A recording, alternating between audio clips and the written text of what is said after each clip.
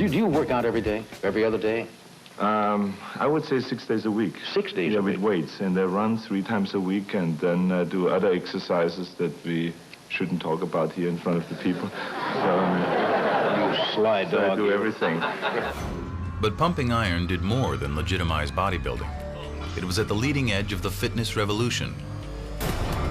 By the late 70s and early 80s, Americans, inspired at least in part by the muscularity they saw in pumping iron, were joining the bodybuilders at the gym. It became a social circuit for the first time. It became a great place to meet people at the gym. The last place in the world you would ever expect to meet your future missus is at the gym. Never happened, but it did. The guys are going, oh, yeah, I'll hang around here. This isn't bad. I'll get in shape just so I can hang out here.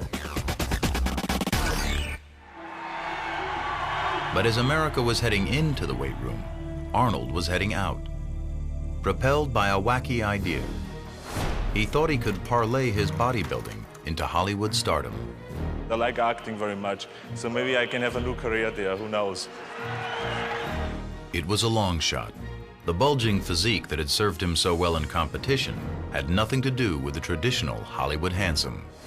This is something else that I wanted, because I said, look, he's not going to be, you know, wearing briefs and flexing on The Tonight Show. And he said, I'm not asking him to do that. But the fact is that he is known for the fact that he's got the body that he's got.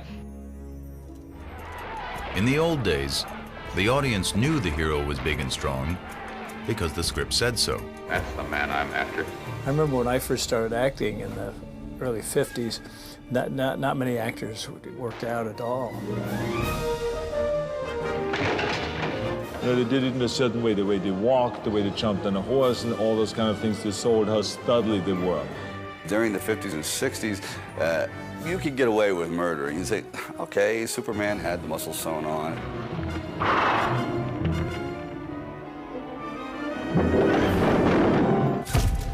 As Arnold was trying to figure out how to fit into the Hollywood mold, director John Milius was trying to figure out how he could bring the comic book Conan to life by casting a bodybuilder.